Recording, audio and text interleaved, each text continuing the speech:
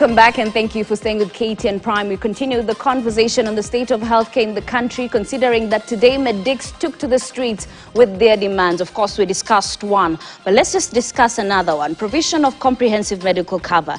Now, you have cried foul over the inability to access SHA medical services, claiming that this has been a deliberate effort to undermine workers' welfare. Have you had a conversation with the Ministry of Health officials on this? So let me just explain what's happening in this situation. Okay. That in Kenya, we have the Social Health Authority, which is managing three funds, first of all. We have the Primary Healthcare Fund that runs level 1, 2, 3. These are funds that comes from the exchequer, from Treasury. Is allocated in the budget and is sent to the primary care networks. We see when you see, through computations that every family or person will get 900 shillings to be managed. This is a fund that ensures that when you walk into a level 1, 2, 3, you will never pay a single shilling in a dispensary or a health center. As long as you are registered in SHA, with the SHA. Then the second fund is the Social Health Insurance Fund. What we contribute every month, what we give 2.75% of our gross as employees. Shift. Yes, and Kenyans are given through mean testing how much they're supposed to pay. Then the third fund is the Emergency Chronic and Critical Illness Fund. This also comes from the exchequer in Treasury, which is allocated also through our taxes. So that when you are in ICU, when you have cancer, when you are undergoing dialysis, then so long as you are registered with the SHA, you should be able to get that. So the only contributory scheme here is the middle one, the SHIF one. Which now we are being told that 20 million Kenyans have registered, but only 3-4 million are paying. Those figures are still also, we don't believe in them because other quarters are saying that only 3 million Kenyans are registered. But that's a story for another day, I don't have proof. So when people register and they don't pay, they should still get primary health care and also the emergency and critical illness. The only part you can't get if you don't pay up is the SHIF one. In all these, it's only SHIF that seems to be working because when you fall sick and you're admitted for inpatient, it somehow pays some amount. Those who are in the health centers, when they go, they can't get any service for free because the hospitals have not been able to offer outpatient service because primary health care is just outpatient. That outpatient system is not yet working. Yet 80 to 90% of Kenyans who fall sick every day seek outpatient. They don't go for admissions. So what do the hospitals who have become naughty do with these patients? That even for a simple condition, you are admitted for shift to pay for you. You have a dental ache, you are seen but you are charged for admission because Kenyans were somehow also dishonest. So they are admitting and charging. That's also testimoniable for the sake of insurance. Then you have this part about the Emergency and Chronic Illness Fund that is also so underfunded that they have given such a low benefit package that today, as we speak, I have my colleague, the late Dr. Daniel Chacha, who died in KNH-ICU. His bill is 300,000. And SHA says that in the emergency fund and critical illness fund, they only pay for 30,000. They have to look for the rest of the money. That's nonsense. So now we are forced to fundraise for him. And that's what every other Kenyan has to undergo, the cancer patient and all that. Yet the government maintains that SHA is going to end the fundraisings. So in the former NHIF, workers of the country, the public servants, said that you guys keep on paying us this medical allowance, 6,000 to 7,000 per month. Yet you have to fundraise when you fall sick. So in 2011, they agreed that they put together all their medical allowance as a group, as public servants. Then they gave it to NHIF to manage it for them to an enhanced scheme so that they don't have to fundraise for anything. So beyond the contribution, they were getting extra benefit from this fund. But when the law came under SHA and the Act, they said that that program was ending. So we told them as workers that if you're ending the program, then reinstate back our allowances to our pay slips. Tujipange nazo. Watambia pana, we can still help you guys. Let's take the money together and now make a public officers medical fund, which came to place in November last year. So in general, what you're saying is you're contributing twice. One for SHIF and one for public officers medical fund. Yes. On my pay slip, I have contributed 7,000 plus under the 2.75 of my gross directly to SHIF. Then again, they deduct another 7,000 shillings separately of my medical allowance into the public officers medical fund. Then they have taken this fund and given it to SHA to manage it for us. Now the scandal that has happened is that you are not being paid this money, you're not getting it, they have deducted it, but this money has somehow not reached SHA. So what does SHA do? SHA has put a system and an algorithm that every 9th of the month when the money has not been received from an employer, be it the county or national, they automatically block you from getting services. So here you are sitting at home knowing that, mimi nalipa SHA niko sawa. Only for you to fall sick or get a loved one falling sick, you go into the website, you're told ineligible. You're like, wow, what's happening? Then you call SHA, then they tell you go to your employer to ask. I'm like, what is my employer? SHA is government, county is government, or MOH, or this is government. Why should I be the one to go calling them? Yet you're the ones. So when we made noise the other day, we were called for a meeting with the deputy president last evening. And when public service was asked, what have they done about this hiccup? The PS says that, oh, I gave a circular to the counties and to the state departments to ensure that they remit money by 7th. Then I asked them, but look here, I have my Ministry of Health here, State Department of Public Health, or the medical services. They are saying that they got money from the exchequer on 15th. So who is kidding who? You are telling, Treasury tells them, pay by 7th. The same Treasury avails the money for paying by 15th. So somebody is playing games. So we challenge them that the easiest way to go, you go the NHIF way, you say that we give you 3-month grace period, that the workers will not be affected so long as you pay as our money within 90 days. Because it's government to government. Why do we have to suffer because of inefficiencies of government deducting and delaying to give government? Okay. They are the issues that we say we can no longer work if we are not sure of our welfare being taken care of. I have friends who are policemen. One told me that he was shot the other day. He cannot get proper health care cover. And even that work injury benefit, he has not been paid. So he's just at home. Very, very bitter people. Because you have folks who sit somewhere in very nicely air-conditioned offices thinking that every time you tell them that SHA is not working, you're just playing politics. Okay. So then what's the next course of action? Considering yesterday you did have a meeting with the Deputy President, Professor Kithure Kindiki. You've been having negotiations and meetings with Ministry of Health officials. Clearly it's not bearing fruit. What next? You know, it was very frustrating. And personally, in all sectors, people know that I'm a very, very fond man of the professor because I've had to deal with people who don't grasp things quickly. But Prof has been able to grasp these healthcare issues very fast. And that's why he helped us last December with sorting this issue. But Prof broke my heart yesterday because we're telling the professor that these interns are due for posting. And right now, we have the budget policy statement going on. Last time, why they began even reducing intern salaries, because the ministry forgot to budget for interns. Then when they didn't have money, they had, they divided by the number of interns, then the 70 thing came. Yeah? So we told them that this time around we have come early enough when the budget policy statement is being done. Factor in the internship issue now, before it's too late. Akasema, just wait, guys, it will be done. But our time is running out, and we can assure them. And I saw the Auditor's General report that they had to dig into confidential report and use section 273 or 223 to spend without parliamentary approval and seek approval later. They have to be ready to go back there if they do not budget for interns. Because I can assure you, just as sun sets in the west as it rises from the east, interns will have to earn what was agreed in the CBA, or will shut down again. There are threats. So that's the union's irreducible minimum. There's no minimum. By the time we were moving from 357,000 to 206, we were in the irreducible minimum. So beyond this, we are going to start getting water underground. We cannot dig any deeper. 206 is the lowest. Otherwise, if this country can't afford it, then let them put the law in place that internship is not compulsory. You graduate and go work.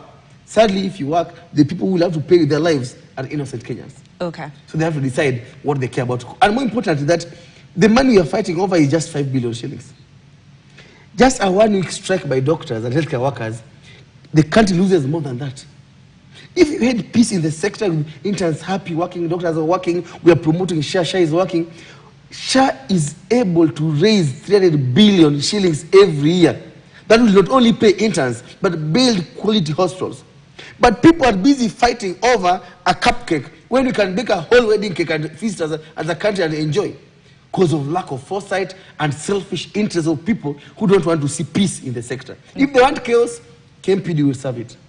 But here's the thing, because the union has been duped one too many times. Yes. You go back to the negotiation tables and then you sign a return to work formula, and then all the way we see the strike. It's a cycle that keeps on going over and over. Perhaps is it time to re-strategize? Are we going about it the wrong way? Yeah, and it's a beautiful question, bearing in mind that there's this group of people called the UHC workers. Yeah. These people gave their lives, some died, some suffered long-term conditions when we had COVID. And they were told, guys, once UHC COVID is gone, we'll absorb you. And everything has been done to get people to be absorbed into PNP, permanent and pensionable. But counties say, no, we can't take them if you don't give us budget. And the MOH says, no, you guys take them. So these folks have been working. You're working, you don't know whether you're going to be able to take your leave. No medical covers. You don't know, you can't even go for back to school. You can't even plan your life. You can't even set a family because you are literally living paycheck to paycheck, not knowing where you're going to. Yet they are needed in the facilities.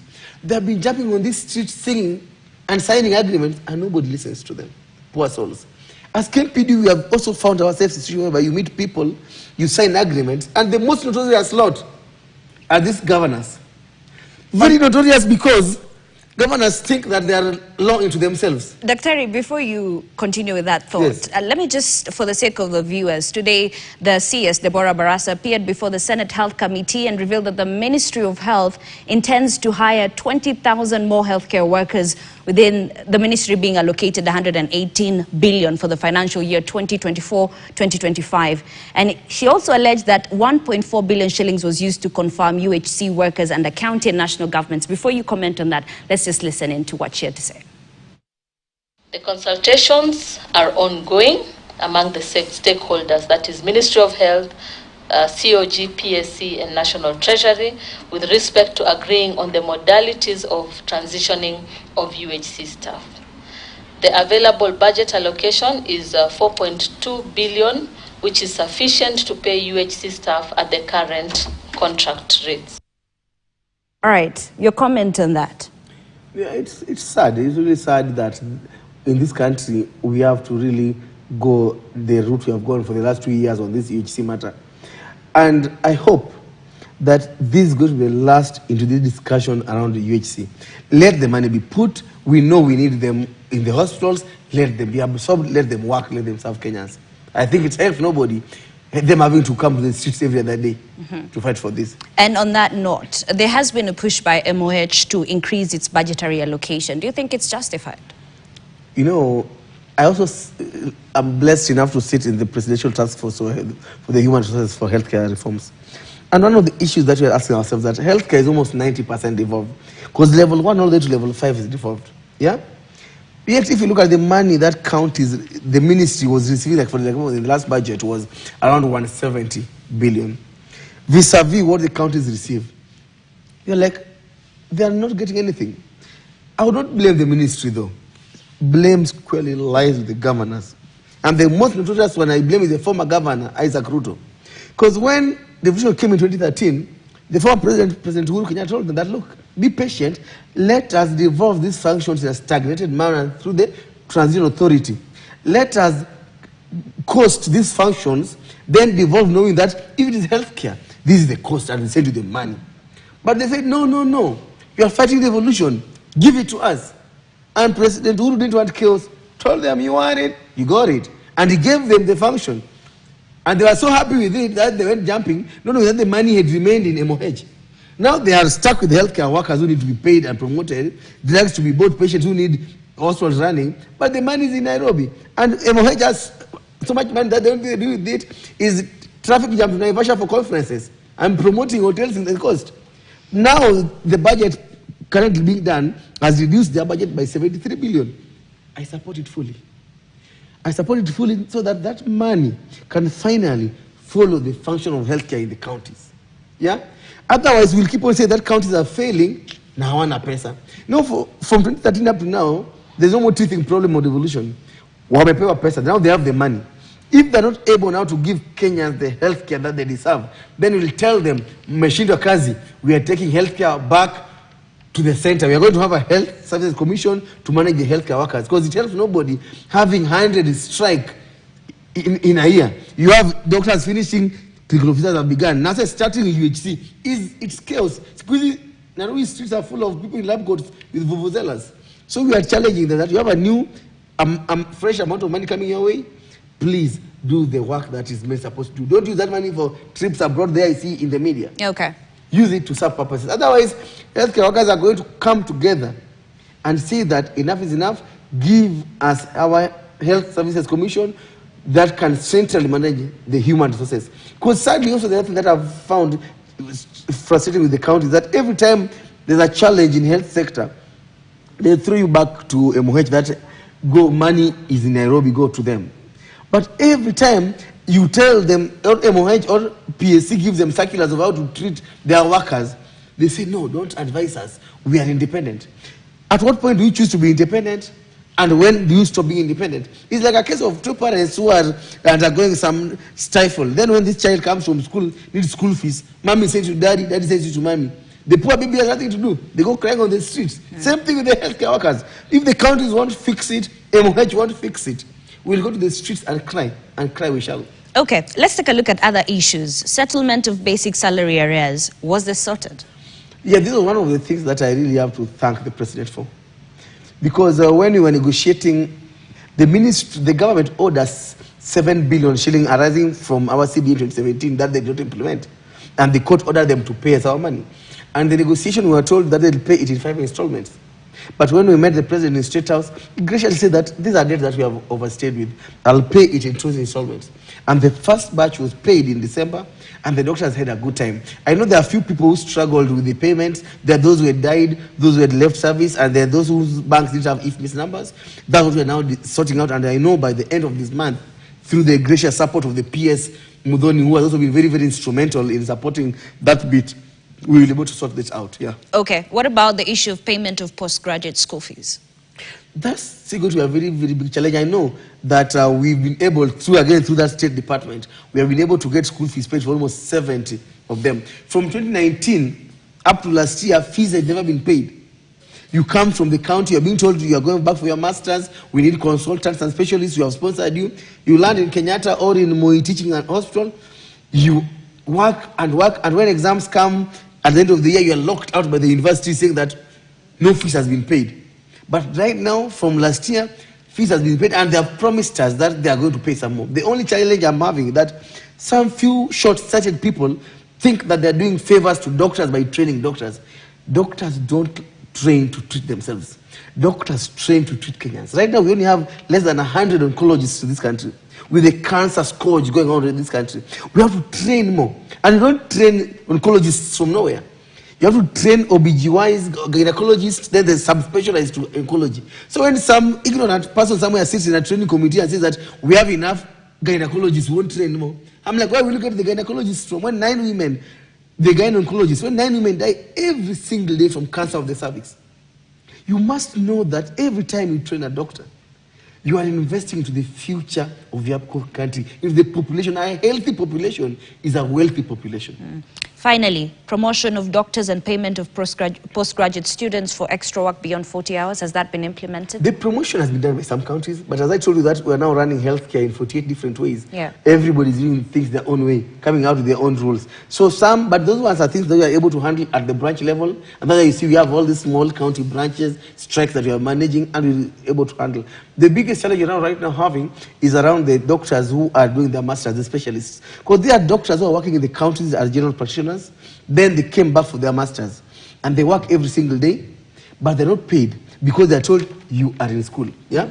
But they work and they fill up. When you do a cesarean section or a surgery on a patient as a postgraduate doctor, training doctor, you fill a claim form that NHIF reimburses KNH and MPNH in billions of shillings. They cannot even give them a medical cover. I've told you that we have a dead doctor right now, the late Daniel, who was a postgraduate student and even a medical cover he couldn't get. Right now I have another doctor, Dr. Kennedy, in ICU right now, also in Kenyatta, whom we have to then chip again into our pocket. When COVID came, MTRH even had the guts of saying when the vaccines came that we don't know registrars, we don't know them, they're not our employees. They even vaccinated their drivers before they vaccinated doctors who work for them because they are students. So we are demanding, and we should be shutting down this facility that until you recognize these people and pay them commensurate to the work they do. In the US, they're called residents and they're paid. How can you let somebody who's slaving, who after working for you, he has to go lock up overnight somewhere else to pay rent? He's not a safe doctor. How safe is a patient that doctor who don't sleep for the last 48 hours? That's why you hear about wrong heads being opened and wrong limbs being amputated. Yeah. Because the doctor who did not rest is not a safe doctor. So then, going forward, the demonstration started today. Yes. How are they going to progress? Yes, of course. Is that going to lead to a strike eventually? Of course, KMPD is a union of doctors. So we know the dosage, we know how to give the dosage, when you need to inject full dose, when you can do 3 times a day. So we will appropriately communicate to Kenya as a government how we are going to titrate this medication, this injection. We are going to start now, and if we don't get any serious movements or hear any serious conversations, we are going to do it. And you know KMPD, we don't threaten. When the demos are not working, we'll escalate the dosage to a full-blown national strike. And we know how to do it. We have done it before.